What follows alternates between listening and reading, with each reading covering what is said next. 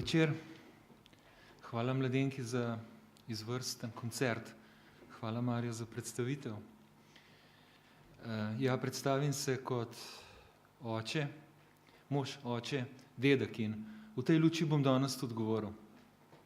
Sem oče 4 otrok, v starosti od 21 do 31 let, 2 punci, starejši sta že odšli od doma, 2 fanta, 21-23 let sta še doma. In pa dedek 3 vnučkom, 2, 4, 6 let starim. Glejte, če pogledamo eno ladjo v pristanišču, pred pristaniščem naredimo en tak valobran in ladje so tam privezane ob pomol, nežno se zibljajo sem in tja in morje v pristanišču je skoraj vedno mirno. Ni valov, samo zunaj iz pristanišča lahko divjajo viharji, a ladja se nežno ziblja v pomol, nič se ji ne more zgoditi. Ampak, a so ladje narejene zato, da so privezane v pristanišču? A so zato, da jih imamo lepo varno pospravljene v zavetju pred viharji, pred nevihtami, pred tegobami na morju? Ladje so zato, da prevažajo tovor, ladje so zato, da prevažajo potnike, ladje so zato, da pač upravijo nekakšno poslanstvo tazga, ki ima ladja. Kaj pa naši otroci? A so zato, da jih imamo varno, lepo pospravljene doma, v naročju naših družin in da ne odidejo iz varnega pristana. To nam se je začelo v zadnjih letih predvsem množično dogajati. Papež Frančišek je napisal celo 7. poglavje nam staršem in pravi, da smo starši, pa bom rekel zdajle očetje, pred velikimi izzivi. Odgovorni smo, pravi papež Frančišek, za moralni razvoj svojih otrok. In ta moralni razvoj bo dober ali slab. In to, pravi, naj sprejmemo kot neizogibno nalogo, jo ozavestimo, navdušeno, preudarno in stvarno izpolnimo. Tole nalogo, to odgovornost za moralni razvoj otrok. Sprejeti nalogo očeta, sprejeti nalogo tistega, ki postavlja meje, sprejeti vlogo tistega, ki je trden v zakonu, tistega, ki ne odide iz zakona, tistega, ki, če grem s svetim Pavlom v 1. pismu Korinčanom, ki je buden, ki stoji trden v veri, je možat, je močan in naj se pri njem dela vse iz ljubezni. Taki kratki, odsekani stavki nam jih je sveti Pavel dal, kot da je to naročilo očetom, kot da so to nekakšna, bi rekel, skoraj vojaška povelja za očete. Budni bodite. Možje smo, kot da bi bili na obzidjih in da je treba barbare izgnati iz naših mest, iz naših hiš, bomo rekli. Ampak ni tako, da barbare, ki danes niso več taki barbari, da bi pravzaprav udirali preko obzidij, jih pravzaprav kar sami spustimo v naše dnevne sobe, preko širokopasovnega optičnega kabla, kjer imajo naši otroci dostop do najbolj perverznih vsebin na internetu. Stojimo na trdni veri, naj se odločimo za Jezusa, za osebno vero, za predati svoje življenje Gospodu in to predati tudi naprej otrokom. Pravi, možati bodite naprej. Odložimo telefon, spravimo se s kavča, zmignemo se, otroci nas rabijo, hčere nas rabijo, sinovi nas potrebujejo. Bodite močni, pa v ne tistem mačističnem smislu, švarcenegrskem smislu, ampak v notranjosti, v svojem značaju, v integriteti, v svoji zvestobi resnici in tudi v zvestobi svoji lepotici. In da prevzamemo odgovornost za vodene družine v skladu z Efežani 5. poglavje. Mama pa prinaša nekaj drugega, nežnost, toplino, zavetje. Trojno maternico sem nekje slišal, lejte, mati nosi otroka 9 mesecev, naveže se na njega, bolj kot oče. Naš človeški mladiček je še nedonošen, še ga je treba približno 1 leto imeti nekako simbolično v drugi maternici, v naročju matere. In potem mati naredi dom, toplina doma, simbolno rečeno 3. maternica. Mati je tista, ki otroke veže k sebi, je nežnost, je toplina. To je naloga matere, normalna naloga matere.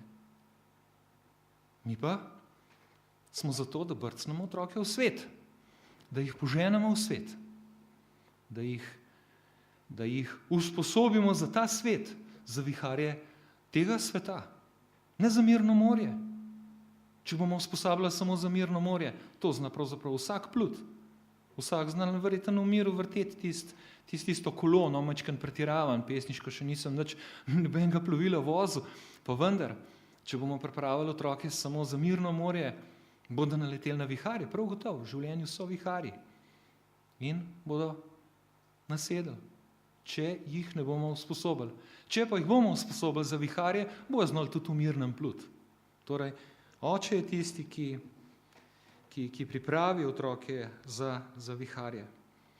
Prvo pa se oče potrudi, da gradi odnos. Tudi papež pravi, omogočiti treba otroku očeta in mater.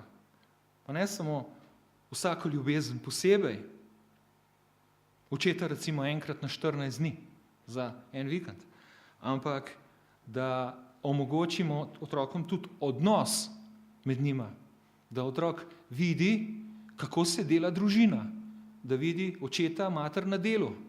Očeta na delu kako gradi odnos z ženo, kako neguje ženo, kako ji da z vsako potezo vsakodnevno vedeti, kako zaželena in kako ljubljena je. Da bo sin to nesel v svet, da bo poznal dekletu pokazati. Zdaj govorim mečkam bolj z očetovskega vidika. Moja žena bi po moje čisto kakšne druge poudarke dala. Moški se mora boriti, da ostane v odnosu. In velikrat moški pravzaprav šlevasto odidemo, namesto da bi se borili vsakodnevno za dober odnos z ženo. Namreč lažje je oditi za neko kemijo. Veste, kemija sama deluje. Velikrat pravimo zdaj, med nama ni več kemije in kar odidem. Pa iščem zdaj drugo kemijo. Ja, za kemijo iti je lahko. To je pravzaprav kemijsko gledano, jaz sem tudi malčkan farmacevta, kemijsko gledano se reakcija sama zgodi. Kemija se sama zgodi, za odnos z ženo se pa treba vsakodnevno garati. Moja kolegica Vilma Siter je rekla, romantika je v redu, ampak pol je pa treba delati. Očetje so tisti, ki otrokom tudi omogočajo izkušnje. In sicer trde izkušnje, take izkušnje, da bodo znali pluti tudi po viharnih morjih, tudi v nevihtah. Ena izkušnja je, naj bo kar izkušnja hoje, padcev in pobiranja.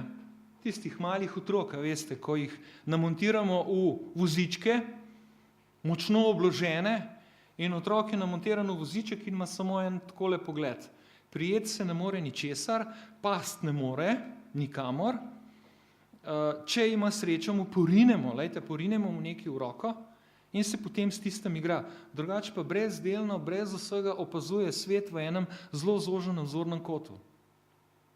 Stran z vozički sem enkrat pisal, pa to ne mislim čisto dobesedno, ampak vendar, stran z vozički otrok po 2 letih zna že hoditi. Primimo ga za roko in pojdimo z njim v gost in pustimo ga, da se dotakne iglic, da vidi, da pikajo, da se dotakne palic, da jih pobere lahko, da opazi, da se ene palice lahko pobere, ene pa ne, korenine namreč. In pa damo mu tudi možnost padcev, da pade, da se zavali, ne da se ubije, da se poškoduje. Ampak vendar, da pade in mirno ga gledamo, kako se pobira, ker se mora tudi naučiti pobirati. Past in pobirati. To je namreč pomembna življenjska izkušnja. Da padaš in se pobereš. Fizično in tudi sicer v življenju. Pustimo jim izkušnjo samostojnosti. Mali otroci vpijo, sam. Gledam zdaj svoje vnučke. Saj sam nisem bil tako pameten za svoje otroke. Zdaj mi je lahko tole zapakirati. Treniral sem na 4 otrokih, zdaj pameten bi bil pa na 3 vnučkih. To je lahko, ne? Pa še zdaj moram se mečka nazaj držati, da nisem preveč pameten. Izkušnja samostojnosti. Vidim vnučke vpijo, sam. In mu treba pač stol. Če bi rad pomival, tle imaš stol, pomivaj. Pust, mu naj pomiva. Dokler še rad pomiva. Pri 18 bomo pa hotel, da pomiva, pa pri 15, 16, 17. Pa nav jo hotel. 3-letniku, ki pa bi mu pa ne omogočimo, recimo, pomivanje posode. Zanj sem videl vnuka na delo, pridem domov, pomiva posodo. Noro. 4-leten vnuček pomiva posodo. Fajn. Izkušnjo dela. Dajmo jim izkušnjo dela. Karel Gržan je rekel, ker otrok zmore, mora. 3 kratke besede. Jaz sem si jih namontiral takrat v glavo. Moraš, zmoraš, pravi, to je božja pedagogika. Bog ti je dal talente, kar uporabljaj jih, s tem se ti bojo razvijali, vedno lažje boš delal, če ti pa kaj ni jasen, jaz sem tukaj, s teboj sem, blizu sem. To je izkušnja vnuka, očeta, otroka, očeta, tudi matere. No, zdaj le skozi govorim v tem očetovskem vidiku. Izkušnje učenja iz napak. Lahko je oče biti pameten, ne? Moj sin ima eno izkušnjo, je lepo delal eno ladico, je šniclo, veste, po domače rečeno, rezljal je, pa je naredil eno ladjo in ta ladja je bila tako spodaj 4 oglata. Oče pride mimo in pravi, to jaz ne, pravim, ta ladja je pa tako malo preveč 4 oglata, nareže dobro vode. Saj jaz ne bi znal tega narediti drugače, ne? Pameten sem pa lahko tako delač. In me pogleda mali gor, pa pravi, se še učim. A si ti že vsakič prva stvar naredil prav? Sem rekel, še nobene stvari nisem že prvič naredil prav. Sem šel takoj blog pisati, 2 načela mi je dal, ki jih je treba tudi v poslovnem svetu upoštevati, načelo postopnosti pa načelo napak. Dovoljenje za napake, načelo dovoljenja za napake. Očetje moramo biti tisti, ki omogočamo otrokom hrepenenje. Zanj sem poslušal, moj otrok je star 6 let, pa ima 6 koles. Gospod predavatelj, kako naj mu omogočam hrepenenje, ne hrepeni po ničemer več. Gospa, ne morete. Ne moramo omogočati hrepenenja, ker dobi vse, prede si zaželi. Raven to pa je hrepenenje. Da hrepeniš. Zdajle, ko bo Miklavž, da celo leto hrepeniš, da ti bo Miklavž nekaj prinesel. Ne, da ti celo leto nekdo nosi, imaš rojstne dneve in ko ima tvoj bratec rojsten dan, še tebi prinesejo, da ne slučajno kaj užaljen.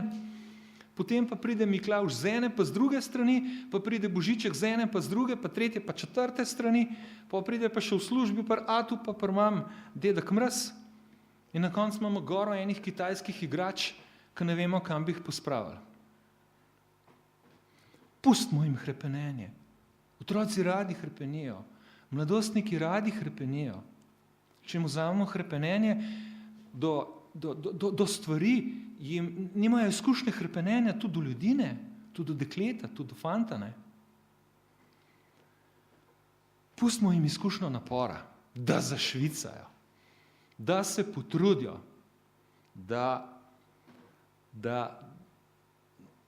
lejte, pri skavtih pravimo, koliko skavt zmore, ne, se takole šaljivo pogovarjamo. Skavt zmore, pravimo, 2-krat toliko, kot sam misli, da zmore, in 10-krat toliko, kot mama misli, da zmore. Očetje smo pa najbrž nekje vmes. Napor je povezan z zadovoljstvom. Ni napora, ni zadovoljstva. Večji napor, večje zadovoljstvo. Pustimo otrokom, da se pomatrajo. Pustimo, da gredo z nami, recimo, na nekaj dni, za neke ture, da švicajo, da so lačni, malo žejni, v negotovosti, kje bomo danes spali. Pojmo, pošljimo jih v svet, da vidijo, da je svet varen. Brez nekih varnih hotelčkov, kakšnih gostiščin, prenočiščin in tako naprej, v naravo, da jih je malo strah po noč. Pustimo, vodimo jih v izkušnjo kreativnosti in praktičnih izkušenj. Kreativnost in kar vzamemo. Poglejte, te hiške plastične gledam po vrtovih. Pomeni, nekje so zdizajnirali, na Kitajskem so naredili, sem pripeljal Atašev na vse 4 prebral navodila, postavil hiško, na otrok, zdaj se pa igraj. Ja, zakaj pa? V čem je pa fora? Pa enkrat not zleze, pa enkrat ven, pa je konc. Proces je važen. Načrtovanje, iskanje zavezništev, prijateljstev, da bomo to skupaj timsko delali, da se nauči že v mladosti timskega dela, da samo materiale zrihta za neko hiško, da sam žaga, da se po prstu udar skladvam, da ima malo potovčena kolena, da malo kople tam nekje v gozdu, na vrtu naj kople, kjerkoli, le naj more naj kople. In ko bo hiška gotova, bo rekel, v redu, kva smo dobri, zdaj imamo hiško na tleh, zdaj gremo pa na drevo hišo delati. To je pa že malo večji izziv. Ko bo pa na drevesu, gremo pa še pod zemljo kopati, da se še tega naučimo. Pustimo jim proces, nekončni rezultat. Pustimo jim, pa omogočimo jim, očetje in matere, reševanje problemov. Zdaj se kar uveljavil nekaj izraz curling vzgoja. Veste, ti šport, ko tako nekako pometajo pred enim kamenom, en tak zimski šport je po ledu, vržejo kamen in potem dva pometata, kot da bi odstranjevala vse ovire. Kot da smo starši zato, da pred otrokom vse ovire odstranimo. Ne pustimo jim, naj naleti na problem, naj se loti reševanja problema, še nastavimo mu rajš kakšnega, kot pa da mu jih odstranjujemo. Taki, ki bo zmogel. Se nas Gospod ne preobremeni preko mere, tudi otroke ne. Pustimo jim in omogočimo jim prevzem odgovornosti. Kam ste se pa vi vpisali? Se mame pogovarjajo. Ja, kdo se je vpisal zdaj? Otrok naj se vpiše. Otrok naj prevzame odgovornost za svoje šolanje. Otrok naj izvede tudi akt vpisa. Kaj?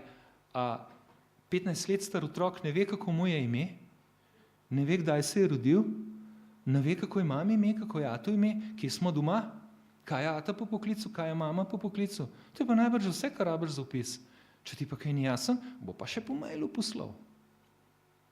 Pustimo jim, naj grejo sami v pisarno, pa se vpišejo. Jaz dam nekaj na to simbolno govorico, v tem primeru tudi vpisa, sam sem se odločil in sam sem se vpisal na to šolo. Samo primer.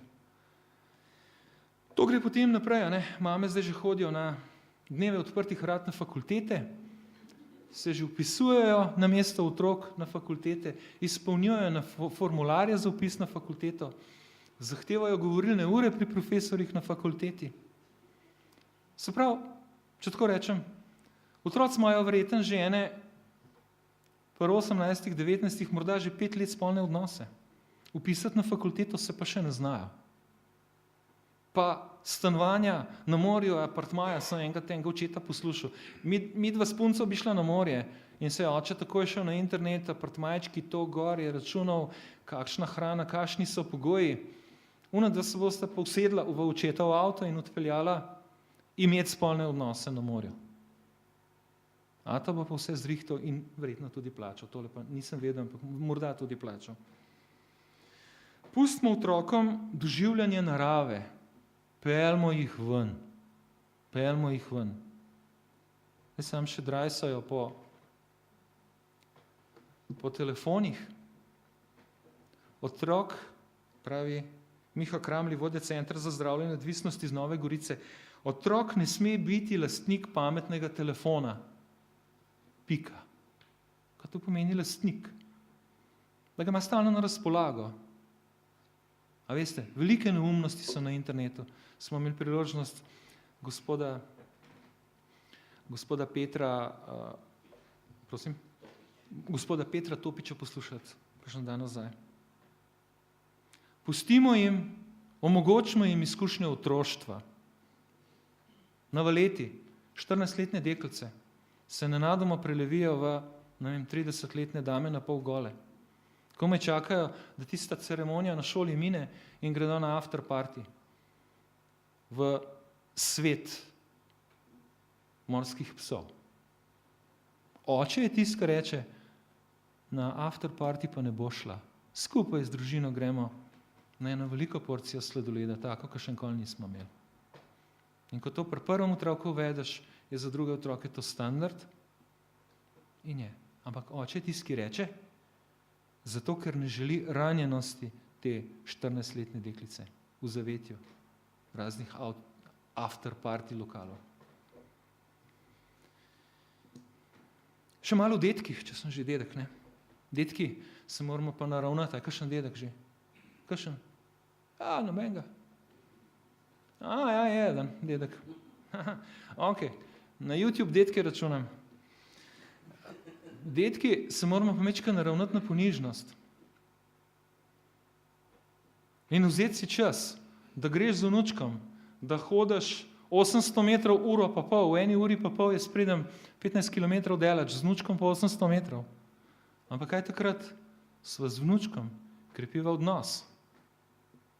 Na Bled se peleva z vlakom, zato ker je vlak drama za 4-letnega vnuka.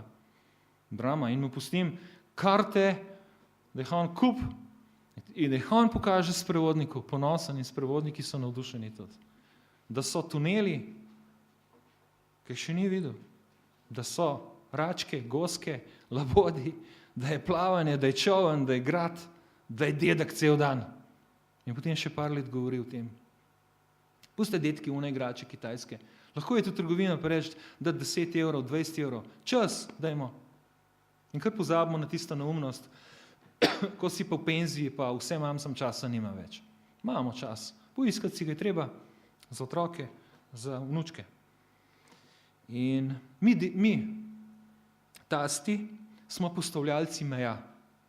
Ko živimo lahko v istem stanovanju, smo mi tisti, ki zarišemo mejo. Dokje je zdaj naše, dokje je pa vaše, dokje je naša entiteta in odkje naprej je vaša. In da se zmenimo za spoštljivost, da se zmenimo za navade, da se zmenimo, kako se bomo kako bomo k drugem recimo hodili na obiske, in da to besedo tudi držimo in da ohranjamo tasti tudi tašče na distanci od mladih. Od prevelike proaktivnosti do mladih. Dedki smo povezovalci družine. Prenašamo lahko preko generacije. V 3. generacijo imamo priložnost prenesti življenjske izkušnje, vrednote, vero tudi. Marsikdo je že povedal, preko babice, preko deda sem dobil vero. Babica me je naučila moliti. V krizi sem se obesil na oče naš od stare mame. Mi smo ohranjevalci lahko družinskih tradicij. Pokazati korenine, iz tle izhajaš. Če imamo cajt, pa se lotimo družinskega drevesa, da je otrok nekam vpet, da ni kar prleto iz nekje. Da so bile generacije pred njim in da bodo generacije tudi za njim, da dobita občutek večgeneracijskosti.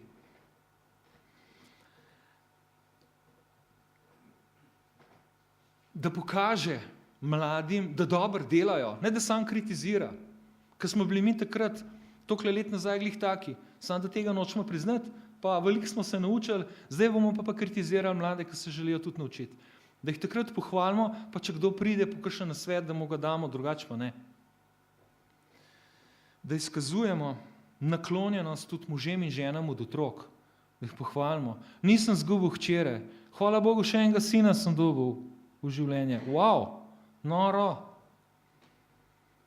Da smo tudi ljudje duhovnega vpliva, da spremljamo družine otrok, da jih pohvalimo, ko delajo prav. In potem na koncu, čisto nič več ne moramo, da smo priprošniki v molitvi. Da prosimo za vnuke, da prosimo za otroke, da prosimo za njihove družine.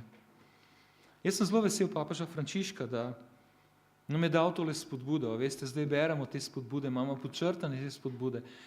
In so razumljive tudi nam, pravzaprav laikom, in ne rabimo pravzaprav kakšnih posebnih prevodov.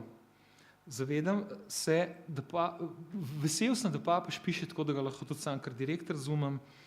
In vesel sem, da so tele jubilejni 50. Nikodemovi večerji posvečeni radosti ljubezni. Hvala lepa.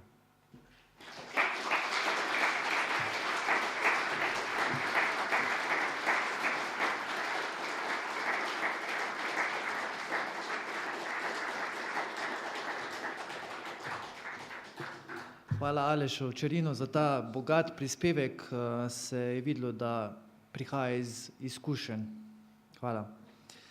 Zdaj pa k naslednji govornici, to je moja sodelavka Neža Repanšek. Ona bo povedala verjetno bolj iz perspektive mlajše osebe, tiste, ki dela z mladimi osebami. Je sicer mladinska voditeljica, prostovoljka, trenerka in skautinja.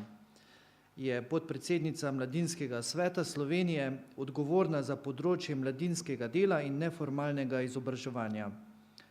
Na Socialni akademiji vodi razne dejavnosti mladinskega dela. Ukvarja se s strukturnimi spremembami na trgu dela in njihovim vplivom na mlade iskalce zaposlitve. Usmerja in vodi mladinske pobude, izvaja mednarodne treninge za mlade in razvija raznolike delavnice. Neža Repanšek, prosim za tvoj prispevek. Dober večer vsem.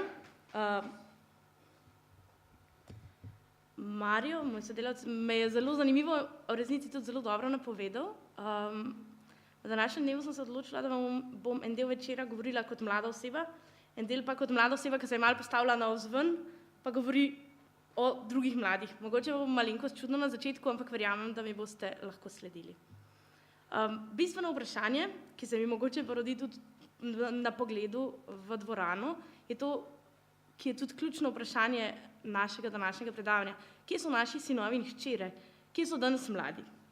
A res pohajajo samo po svetu, ne vem, danes tukaj po Ljubljani, poležavajo na kavču in brskajo po internetu?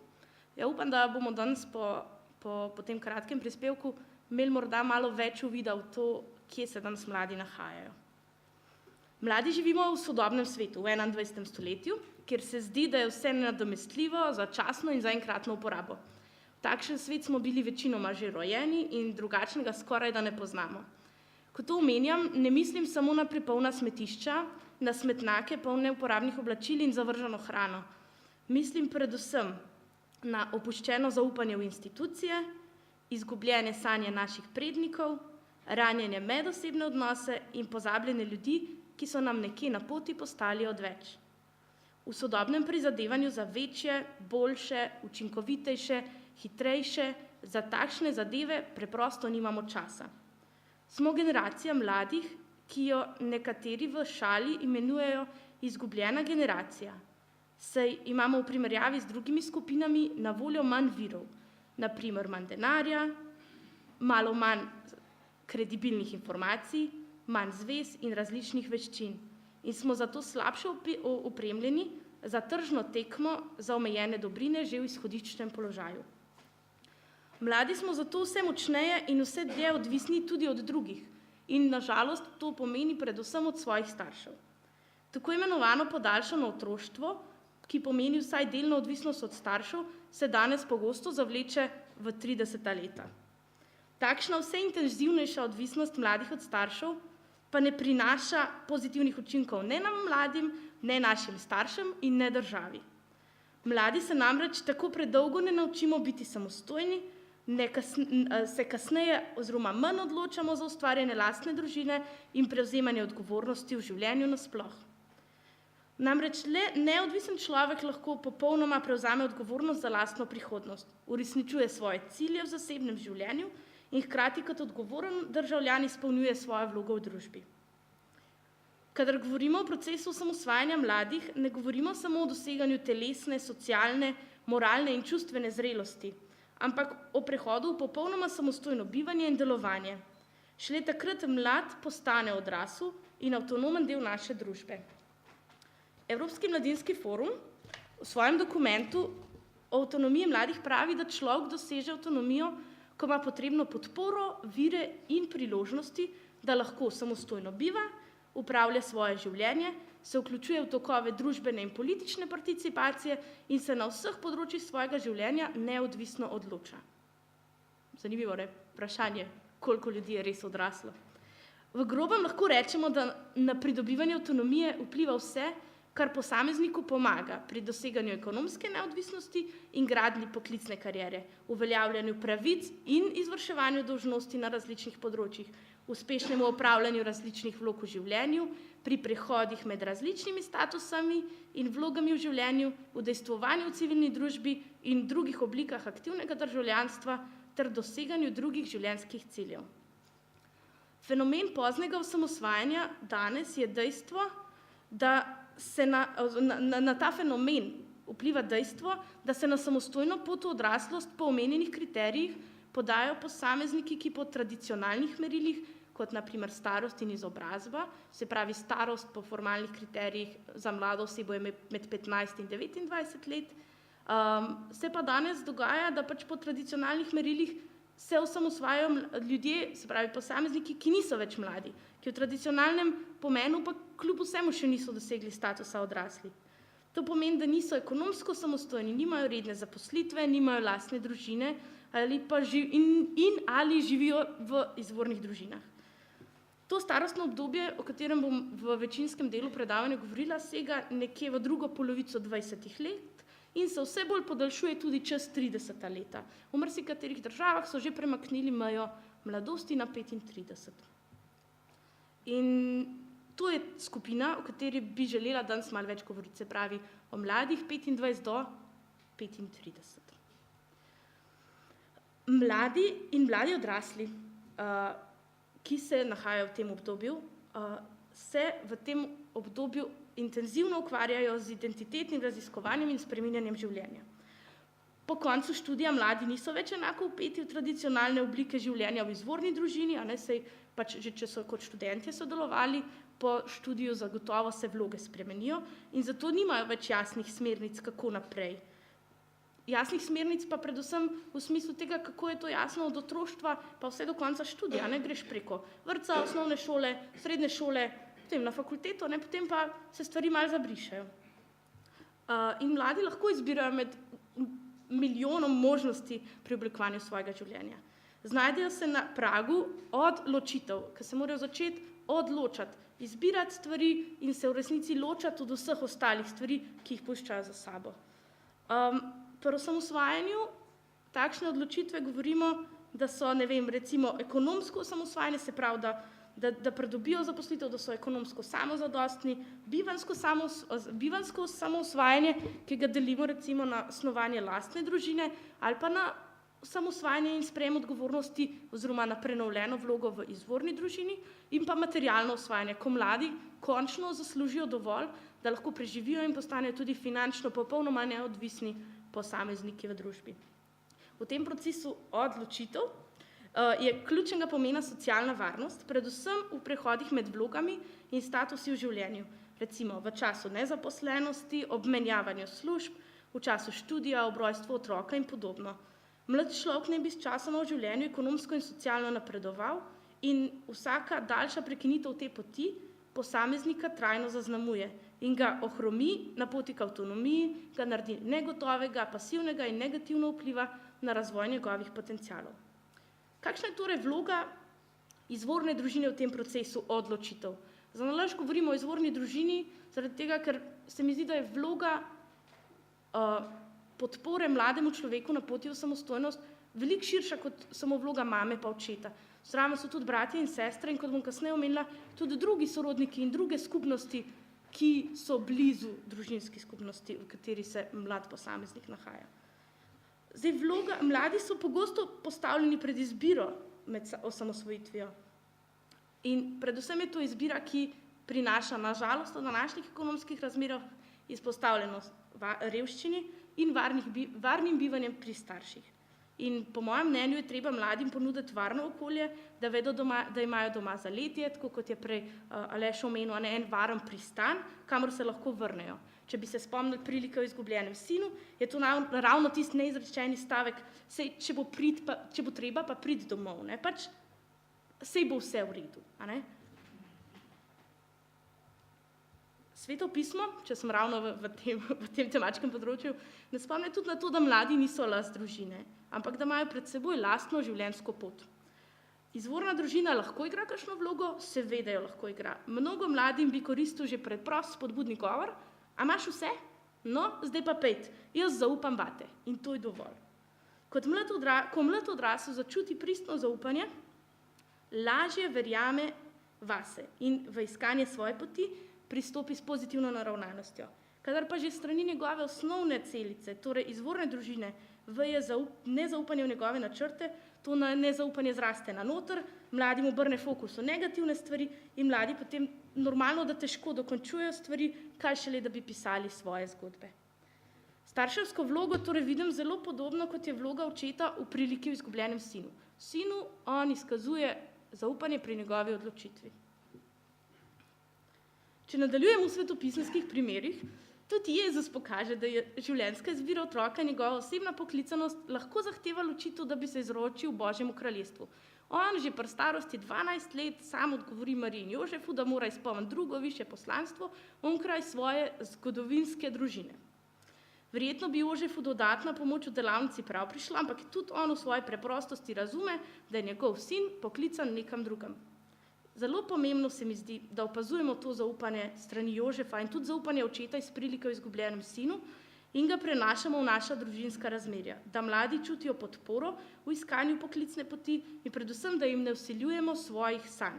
Božji načrt je gotovo unikaten za vsakega posameznika in prav je, da mladim damo čas in prostor, da ta načrt sami odkrijejo. Če se bodo potrudili, bodo sami to veliko bolj cenili. Vendar pa tu velja opozoriti na razliko med oporo in ujčkanjem. Podobno, kot je prej že omenil Aleš. Po mojem mnenju se ta razlika najbolj kaže pri urejanju stanovanjskih problematik mladih, zato sem malo pregledala, kako v resnici trenutno pri nas gledajo domača gnezda. Najlažje je mladim ostati tam, kjer je zlikano, skuhano in pospravljeno.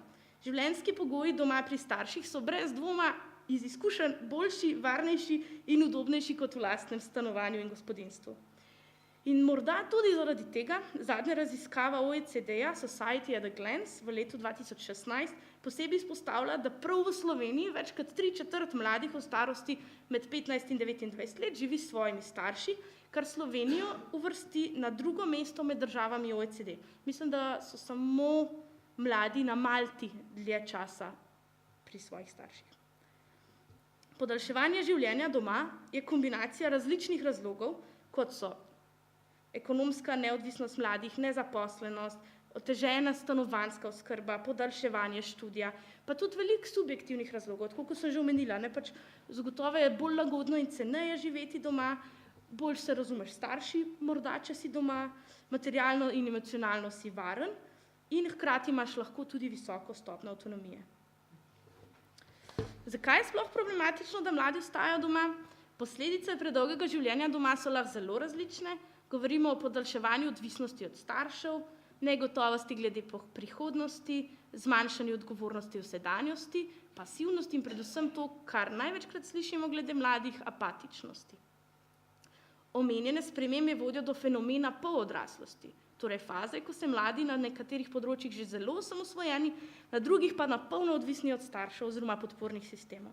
Starši so ste v to fazo večinoma prisiljeni in ujeti in ne morete razpolagati s svojim časom in svojimi sredstvi, kot bi radi, mladi pa si zaradi odvisnega razmerja do staršev ne morejo graditi lastne identitete, si težje ustvarjajo svoj stil življenja in težje vzpostavljajo tudi intimne odnose. Ostanejo torej nekje vmes.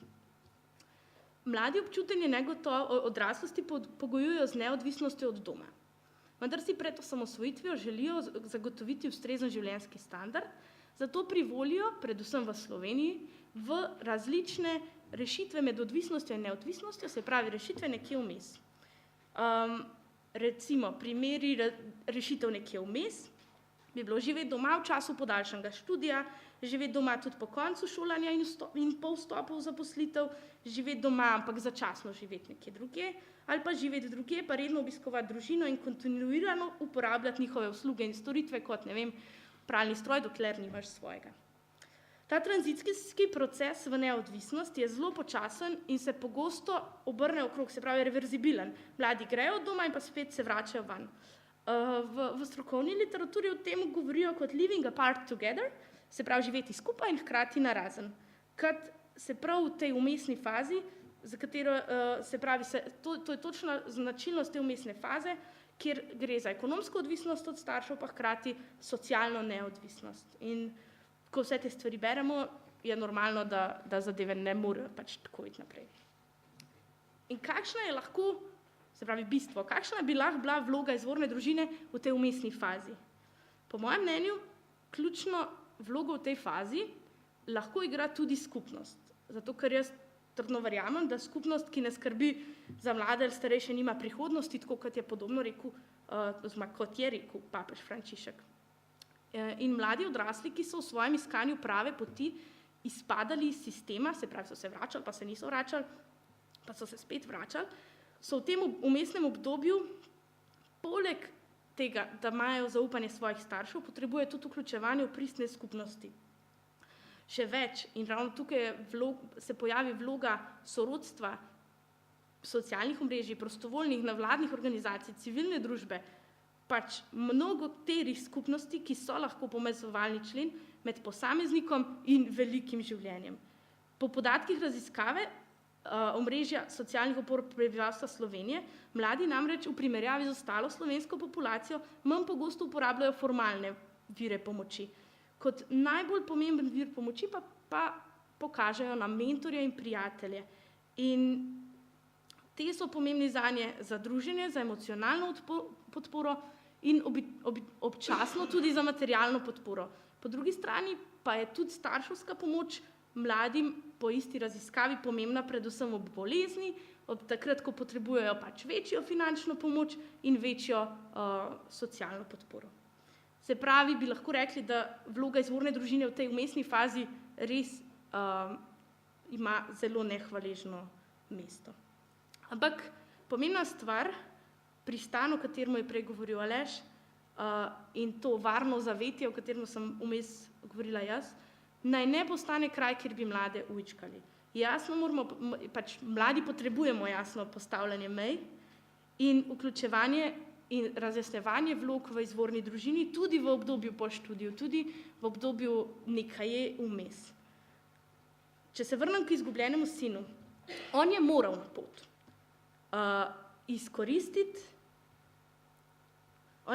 pot izkoristiti drugačen svet, se izkusiti, preizkusiti in praznih žepov vrniti domov, ker je šele skozi svojo življenjsko izkušnjo naredil korak naprej v svojo odraslost.